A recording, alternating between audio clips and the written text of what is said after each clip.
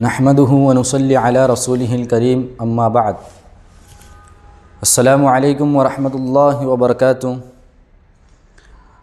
मैं आप हज़रात के सामने तासुरात पेश करने के लिए खड़ा हूँ। मेरा नाम मोहम्मद मुज़म्मिल इब्न अब्दुर्रऊफ़ ख़ान साहब, मंझनगांव सुरजी ज़िला अमरावती महाराष्ट्र से हूँ। मैं दर्जे सालेसा महद दारुल उलूम हुसैनिया छायानगर अमरावती में पढ़ता हूँ। एक बार की बात है कि मेरे दोस्त का फ़ोन आया मेरे को, बोले अपने को एक अरबी कोर्स में चलना पड़ता, बोले जा 1 महीने में अरबी सिखाते बोले।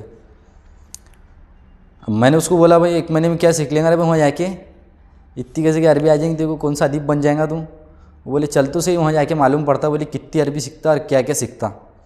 अब मैंने भी जज्बात में आके बोल दिया ना, ठीक है भाई चल जाएंगे इंशाल्लाह, सीख लेंगे अरबी।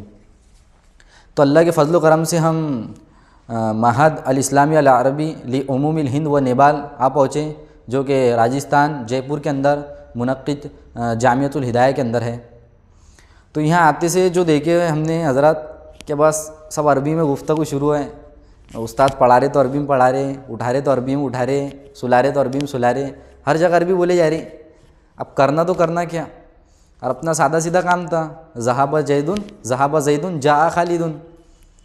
लेकिन धीरे धीरे अल्हम्दुलिल्लाह इस महद की बदौलत जो है तो अरबी ज़बान का जो चस्का जो है तो ज़बान पर चढ़ा, और अरबी ज़बान जो है तो धीरे धीरे अल्हम्दुलिल्लाह निकलना शुरू हो गई। इसी तरह 1 घंटा होता हमारा मुहाज़रे का, जो सुबह होता, तो सुबह दूसरा घंटा है।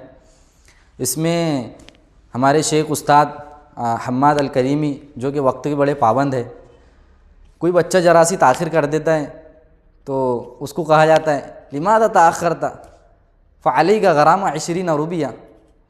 इसी तरह से जो है तो बच्चों के अंदर एक वक्त की अहमियत को भी उभारा गया है।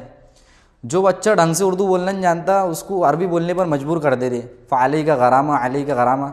वो बच्चा मजबूरन अरबी बोलने पर वो मतलब इतना कादिर हो जा रहा है कि वो अरबी में बात कर सके।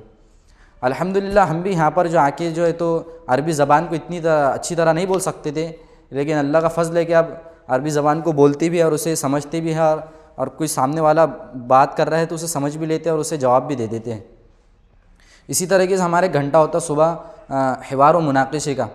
इसमें जो है तो तलबा के माबैन अरबी ज़बान में गुफ्तगू करनी होती है और असातिज़ा के सामने करनी होती है। और अपन जो है तो अपना सीधा सादा काम था, अपन पहले चुपचाप रहे, बाद में अल्हम्दुलिल्लाह जो बोलना शुरू किए वो चलते जा रहे अल्लाह के फजल करम से।